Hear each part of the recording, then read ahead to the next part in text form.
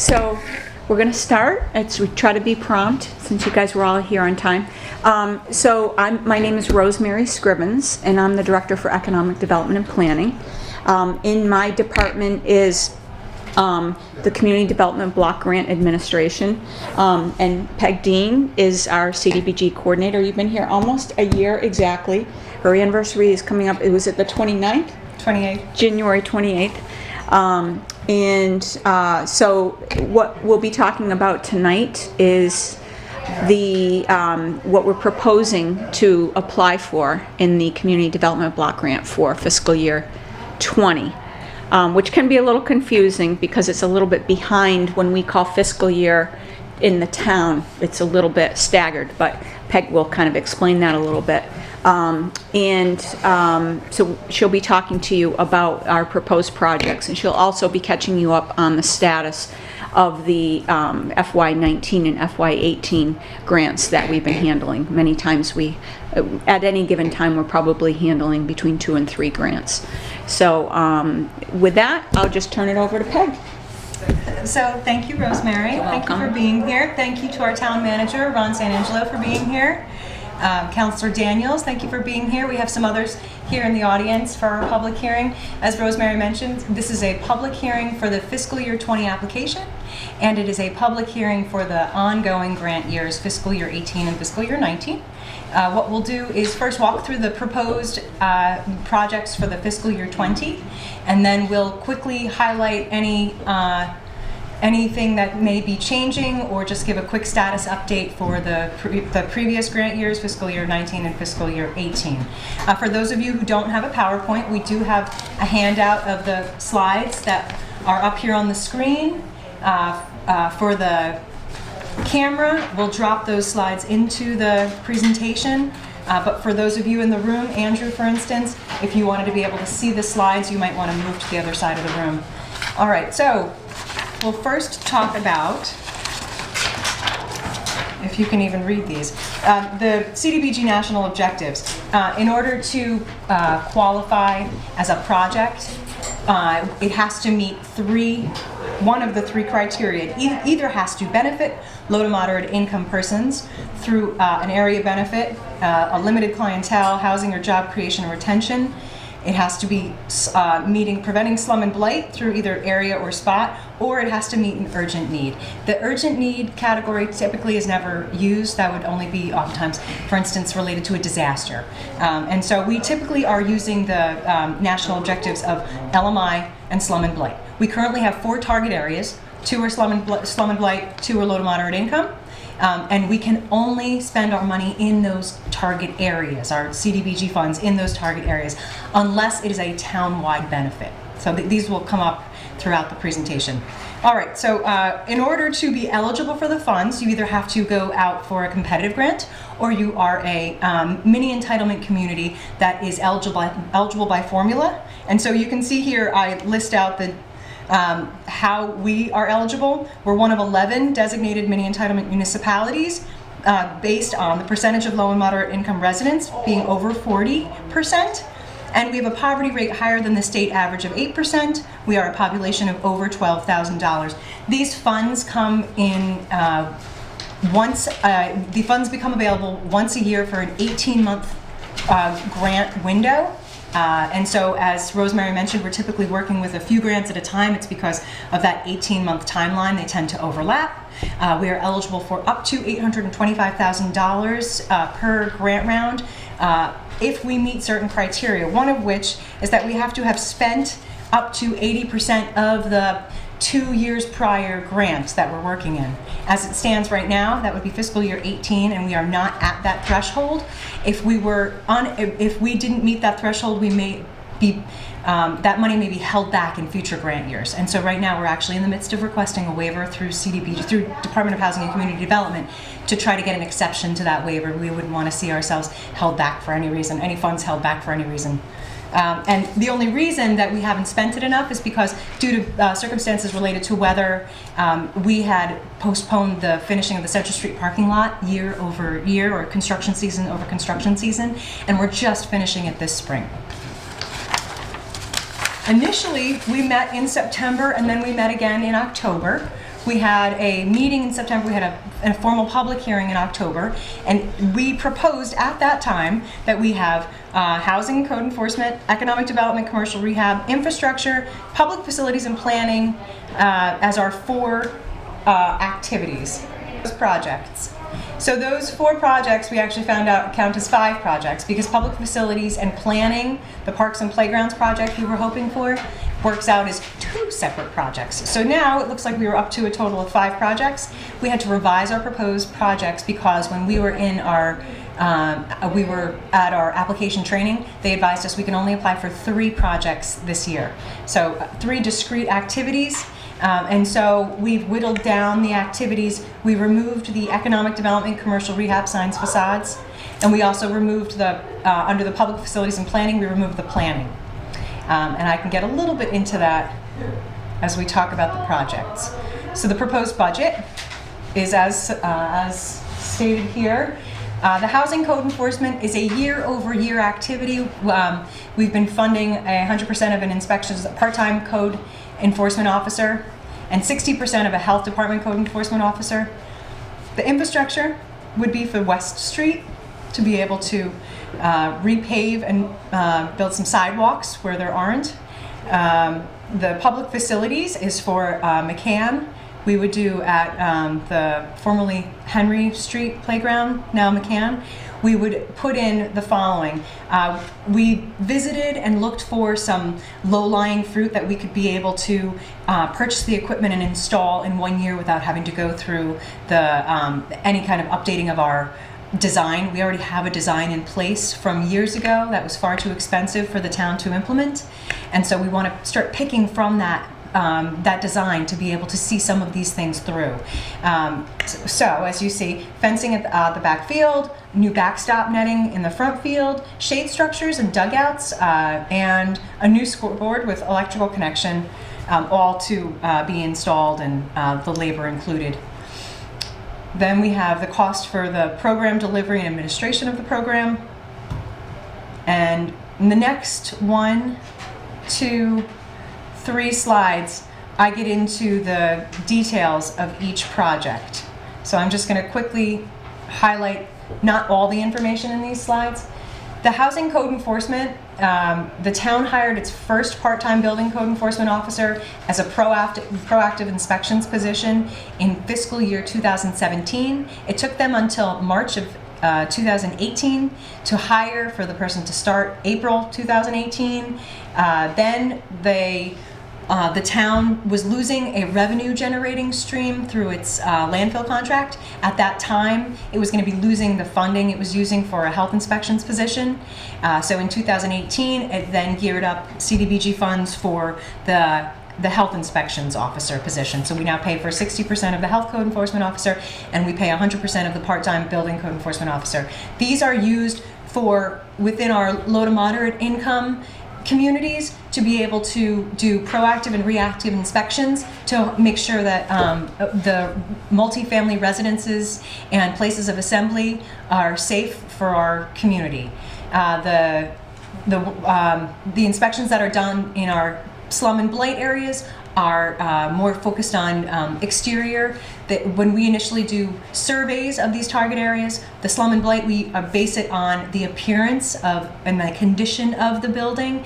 And so we hope that when we're doing these inspections, we're able to help reverse some of the conditions of those that were rated in poor or fair condition. So then we hope to see those positive impacts in neighborhoods where people are starting to invest in their properties. If someone's investing in their property, then hopefully their neighbor's going to be investing in their property better. And this all has a ripple effect, a multiplier effect for the town. Does anyone have any questions about the code enforcement positions? Okay. Infrastructure. We've been doing infrastructure as it states towards the bottom. The town continues to fund infrastructure projects, and most recently redeveloping the Central Street parking lot in the CDBG fiscal year 17 and 18 grant years, helping to fund Main Street reconstruction in the 19.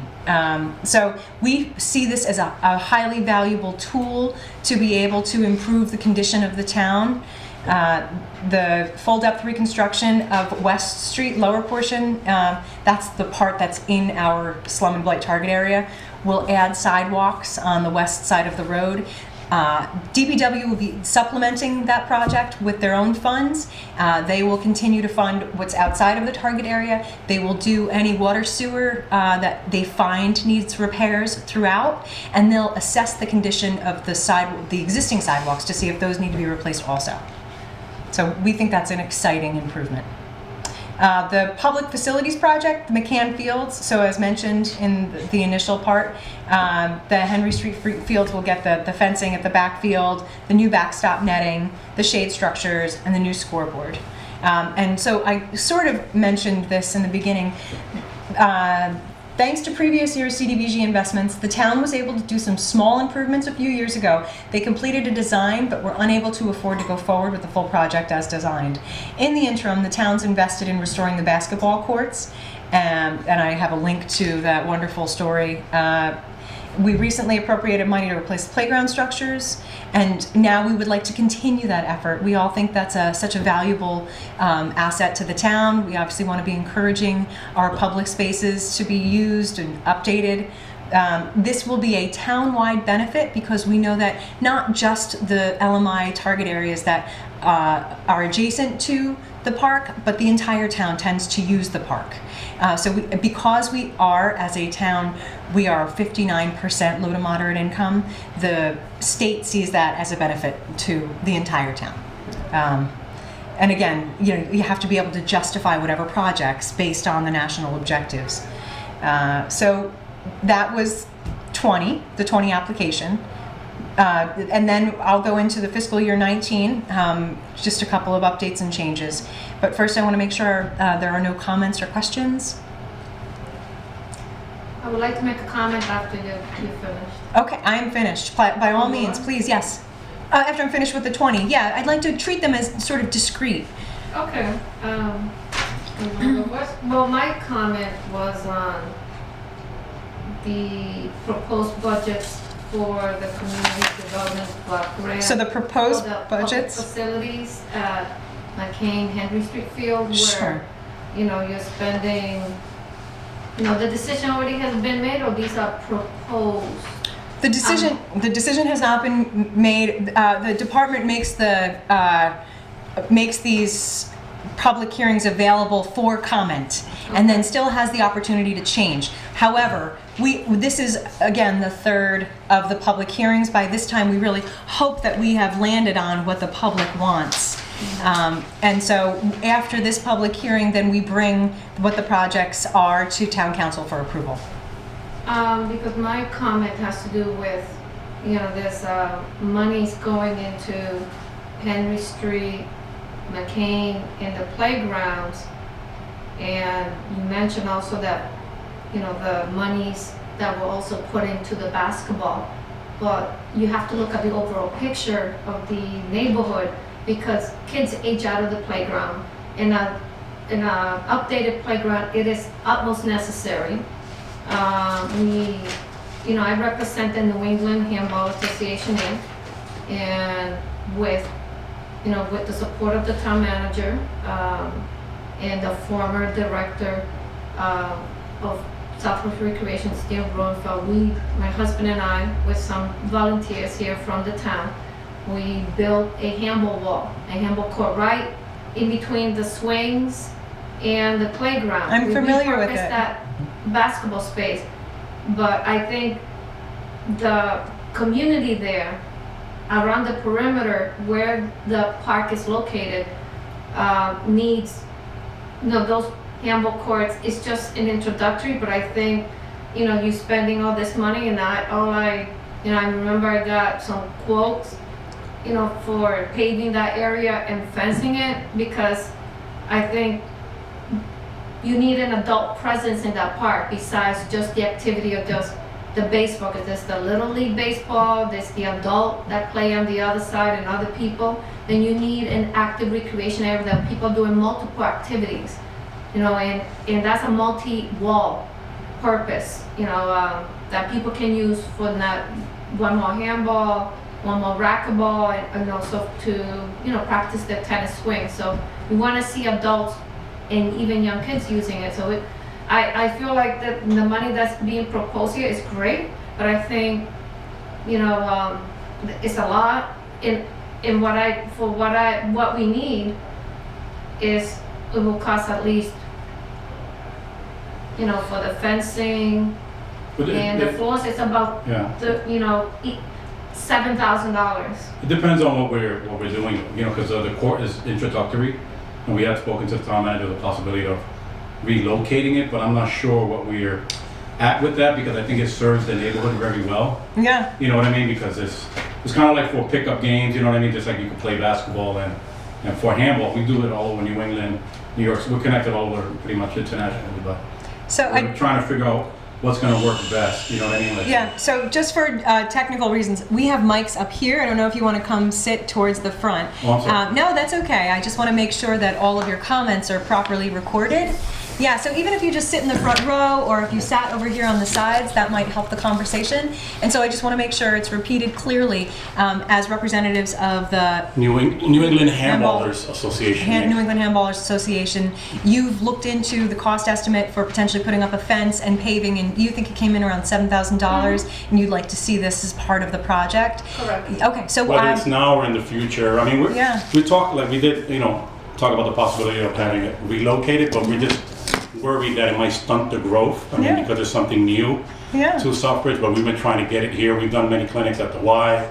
We currently play regularly at the Focus Fitness Center, so we're very active in Southbridge. My wife grew up here, so we've been wanting to, contribute back, because we're here all the time. So, but I think it's just trying to figure out where it would work best, you know what I mean? Because I know there are tennis courts that are not getting used, and they need to be relocated or something, the ones by the West Street.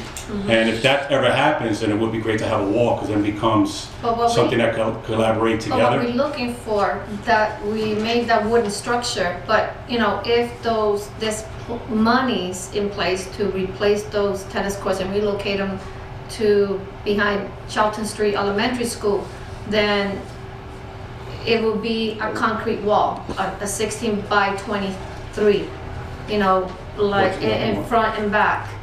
Well, something a little bit more, like official, you know what I mean? Like that way the town and But the in area can benefit. But in the meantime, where it's located right now is serving a population. We work with a lot of adults, and we actually had the opportunity to meet a young man that passed away that started getting into the sport of handball, Matthew Nugent, and he passed away. And we want to pay our respects to him, and we know a lot of people that, we have a good relationship with, that have come out of, a correctional facility, and Well, they're a lot trying of to at do risk, well. adults at risk, so we kind of, we dealt with a lot of stuff in Worcester and Castle Park, and, I mean, all over. We do a lot of stuff in Holyoke and Springfield, Lawrence, Lowell, quite a bit of places, Providence, so we're pretty much scattered. And handball is a thing that they could relate to and gravitate to, instead of doing something inappropriate. And even the young kids could benefit from a cross training, whether they're doing basketball over there. We try to get them in, and Well, it's just very introduce cheap to it. do, it's very inexpensive, so it's like the pickup basketball, it's, Even adults, it's not. you know.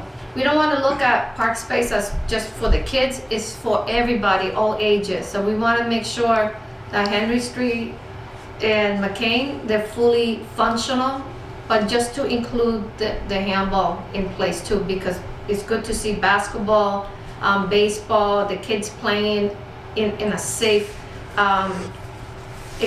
using safe equipment, and parents supervising their kids, because we don't want kids to be there unsupervised, which happens a lot, and using currently the way they use the playgrounds, just messing around with them because they're bored. Well, they age out, Right. and then if the basketball courts are full, on their bikes, it kind of like, I mean, it's great that they have a skate park there too.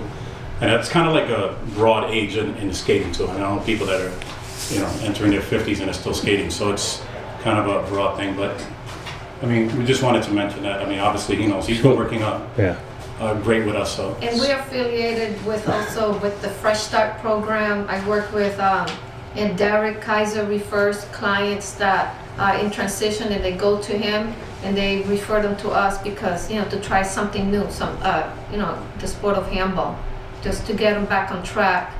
And I'm willing to work with the school system as well, because I'm a teacher myself. I work in the Worcester Public School. That's wonderful. Yeah, but So thank you for everything, for advocating for this. I appreciate you taking the time to be here at the public hearing. It's great that this is recorded now. I'll let the town manager respond to your comments, but what I would do with this is bring it to the DPW, who oversees the parks budgets, and see if there is any way forward with your suggestions. If I could, because I have a way forward, so I want to talk about it.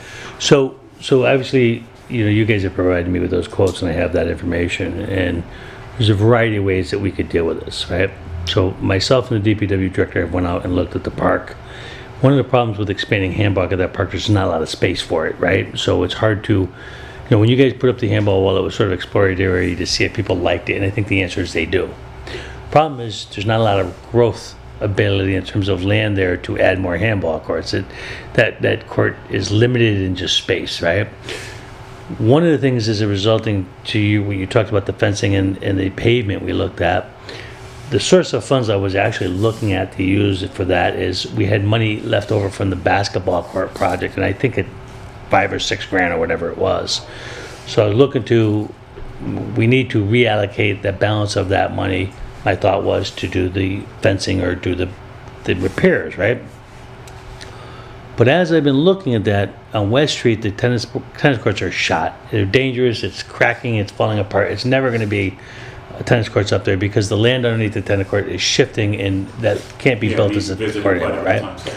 So myself and Heather, and I think it was, I don't know if it was Heather who came up with the idea, but we looked at the land.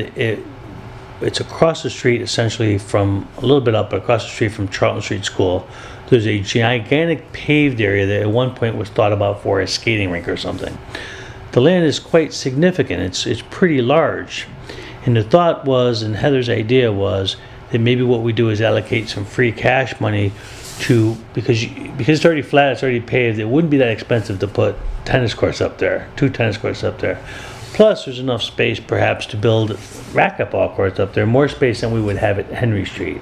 So the thought was potentially to develop a plan to do that at that location. That's why I asked you guys to go up and take a look at it, because tennis courts and racquetball courts would tie in very well together. The handball courts would tie in very well together. The space is a nice space. We have the opportunity to expand there, the handball courts, right?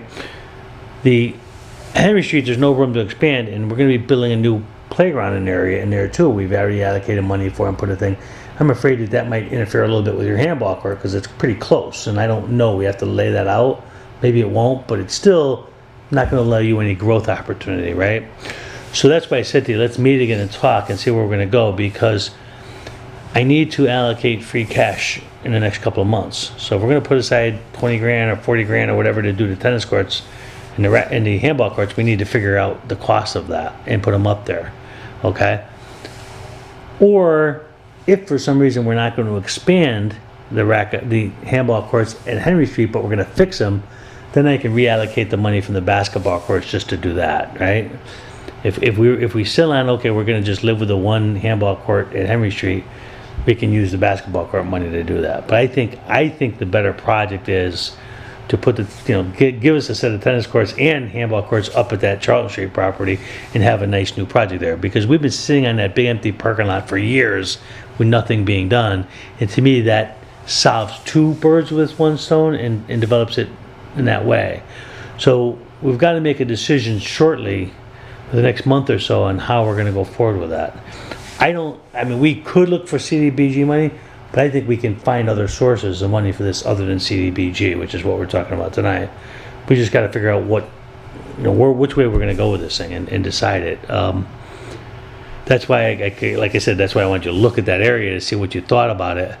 Yeah, but there's not a lot of room for expansion at Henry Street to do any more than 1 court. We were also looking at right next to the basketball courts where people do all those, what do you call them? Well, it's a parking, but it's not official parking on the side. It's only like a 30 by 80 area, so you get 2 sides there. Yeah, I don't know if that impacts the parking lot, because, the basketball court, for instance, what you're saying in terms of it growing out, the basketball court's used by older kids. It's not little kids. It's an older group that uses that basketball court pretty heavy.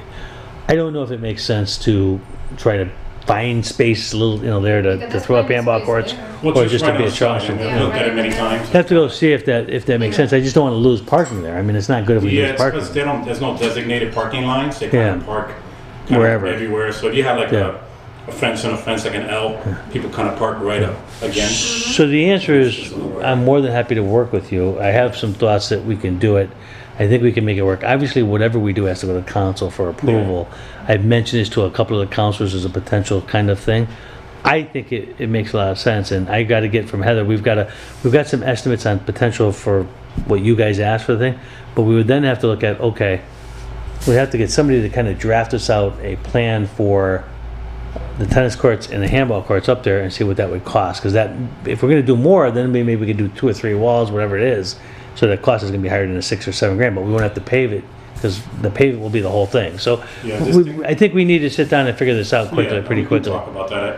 We were just worried that if the wall gets removed and then it takes It's 3 or gonna 4 stop. years. We're not moving we're not, So- at least right now, there's no intention to move the Yeah. wall unless we build a new park. That's the intention. Now, Yeah, so I if just it don't know can that be- playground layout. We gotta look at that playground layout Yeah. to see what it is, because it's a bigger playground layout than the existing one.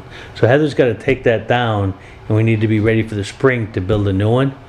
And we gotta measure that out to see it, and the intention is not to impact the handball court for Yeah, that 'cause we can purpose. coexist for now, like even Yeah. if it isn't. Yeah, we're not planning on taking Yeah, it down so we can just until we decide to build something new up on Charles Street. So Yeah, there's no that'll be- intention. that'll be- What we can do on our end, we could provide a lot of options with dimensions and everything. We could do the layout right next to Yeah. the basketball court and the dimensions, and But then. what it would look like. We need we need some kind of engineer kind of to lay out the tennis courts and the Yeah, we handball It's courts nothing up fancy, there. but we'll do something, Yeah, you know, we can get- because we know the dimensions of the tennis courts Okay. and how it would look like. Yeah, so- Anyway, I don't think that is anymore for this one. I think we're gonna handle that in a different way, is what I'm saying to you. And The money I- for this is different, and I think we have other vehicles to do what you wanna do. And I think it's appropriate to just mention that the reason that these items were chosen is because, again, they were part of an existing CDBG funded design. And the Department of Housing and Community Development likes to see follow through. If they've funded the design, they want to see us go forward. At that time, things like the skate park and the handball were not considered in the design, unfortunately. Because it was back in. Yeah, it was when they did. That was back in 2005 when, what's his name? The skate was out. I don't think it was that far I'm back. not sure. We'd have Yeah, to it look wasn't at. We'd have to look at yeah. under what the scope of the design was created. Yeah, that was- Yeah, and they may have been. That was more like 2014 or something. It was a 2012. grant in somewhere around 2014 that they did a whole Yeah. park design down there. It was, a And- giant thing. It was a couple of $1 million. We It was never a had the one. funds. Yeah, I think it was 1.3, and we can look through that together and see if there was anything Yeah, that was there relevant to it. Yeah. That's fine, and anything that happens in the parks, obviously in Southbridge, are improvements to, positive anyway, so we just like to try to, keep tabs and try to, continue to look into things. That way, Absolutely. somehow, handball can kind of become part of the Because the I culture of recall Southbridge. having a Absolutely. conversation with Cassandra Ackley a few years ago. Yes, Sandy Ackley used to be the And- director of the department. Yes. And, and she didn't see the vision that we saw, back when we looked at Henry Street, that handball would work. Well, I think in there was this talk particular about space. maybe expanding But you, the baseball and things like that at the time that we talked about. And That was part of I the think plan. with Steve, we talked about the possibility of having a wall put up by Capillo, but we didn't think that would work. You know what I mean? We thought, it's not really, Yeah. it doesn't fit there. They have the skate, they have the basketball. but So, like Okay, was I have to go saying- to the meeting. Please I'm sorry. schedule that meeting. She's gonna schedule a meeting with me this week or Perfect. next week, so yeah, we'll we'll take talk, care we'll of it. definitely. All right, but thank you. All right, thank you. Thank you for being here. All right, thank you. Yeah. So the last part of the hearing will be to review the fiscal year 19 and fiscal year 18 grants. You're welcome. I'm just gonna have to reset the PowerPoint. Oh, here we go. Okay. So the biggest change we have is this new target area, the Crane to Main, which is wonderful. As mentioned, we established this for the code enforcement. So for the fiscal year 19 projects, you are currently you're about to have the funds released. It's anticipated by the end of this month for code enforcement, consistent with the 20 proposal. economic development, commercial rehab for signs, awnings, facades, to businesses and storefronts in the blighted target areas. And then infrastructure on Main Street. We're helping to fund the paving and signalization on Main from Pine to Everett. So at this time, we are requesting an amendment after this public hearing, if you all think this is a bright idea, to expand the service area within which we're doing the code enforcement as we propose for fiscal year 20, so that we can be doing work in the Crane to Main target area, this 87.17% low to moderate income census block group, the highest percentage in the town. And so you had previously these 4 other target areas on the outsides of the town. Now you see this bluish purple one right in the middle.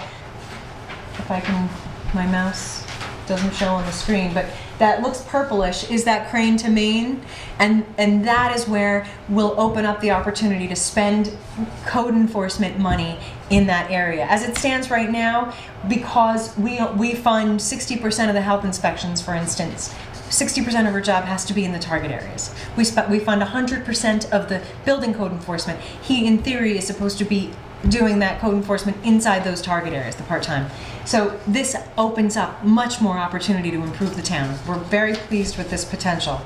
And so after today, we'll go ahead and we'll apply to DHCD to start spending that money a little differently than the way we had initially proposed in the fiscal year 19 grant application. Now we're about to get the funds and we're going to say, hey, we'd like to improve the way we're going to use those funds by spending it here. The current fiscal year 19 or the Main Street paving and signalization is at almost at 30% design, and that will be happening this summer, so that's exciting. And at this time, I want to ask, are there any comments, questions, any feedback about 19? So again, we'll do Main Street this summer, that'll be great. We'll be improving where we're doing code enforcement, all good things. Awesome. It is. Good. Yes. Big change from when I was growing up in Southbridge. No. On sidewalks Yeah. instead of walking, Yeah. too close to the street. We lived on Everett On Street. Everett, Oh. lived on Cross Street. You know, we used to walk all the way to Cole Ave. Not fun. So at this point, if there's no comments about 19 otherwise, I'm going to move on to fiscal year 18. Fiscal year 18, we are in the thick of our Central Street parking lot improvements. They should have been completed by June of 19. Unfortunately, we got an extension to December of 2019. Here we are in January. We've extended it to June of 2020 because for one reason after another, it started with rain in the fall of 2018, pushed out our project to a long season fiscal year 19. Our calendar year 19. We still had hang-ups in 19. We're now working on the electrical load center that will be replaced this week, which is great. You'll get some lights on in the parking lot again soon. We'll have some new ones installed. You'll have a beautiful pedestrian plaza behind the buildings on Main Street, and it should all be completed by the end of June. Thanks to Opakam Land Trust, we've been asked if we would like some free trees through a tree project that was created through the Department of Energy and Environmental Affairs and DCR, Department of Conservation and Recreation. There are 1,000 trees coming to Southbridge, and only a small fraction of those, maybe 40, will go to the Central Street parking lot, so that'll be lovely. That will be in combination with the CDBG funds. We'll be installing the trees that were given as a donation to then further leverage your money, so it'll be a good thing. And then the commercial rehab, we are trying to work with a property owner at 44 Hamilton Street to help improve his business, and we have a few sign projects in the pipeline to be able to complete, and those are always wonderful ways to boost our downtown economic development. Yes. Any comments or questions about the 2018 grant? What kind of trees? We have a mix. You're welcome to come down and you can look through the design plans. The designs were created in 2016 by a design firm, Parr Architects and Engineers, and they hired out L3K, I think is the name of the landscape company. So they prescribed some trees. We're going to take their recommendation. We're going to run them through the arborist for this project, through the Opakam Land Trust project, and see if she agrees, and also if she agrees if the trees are available. If the trees are not available, then we would go with the second best, most appropriate trees that are available. But they're a combination of flowering trees and smaller shade trees, a few tall shade trees. That should be very nice. Yes. Any other comments? No? Okay. So at this time, I'd like to close the public hearing. I want to thank anyone for watching, and you're always welcome to come down to the Economic Development Office in the basement of Town Hall with specific questions or to view plans. You're welcome to submit comments by email to mdean, M as in Margaret, mdean @southbridgemass.org. And we're here Monday through Wednesday, 8 to 4, Thursday, 8 to 8, Friday, 8 to noon. Thank you.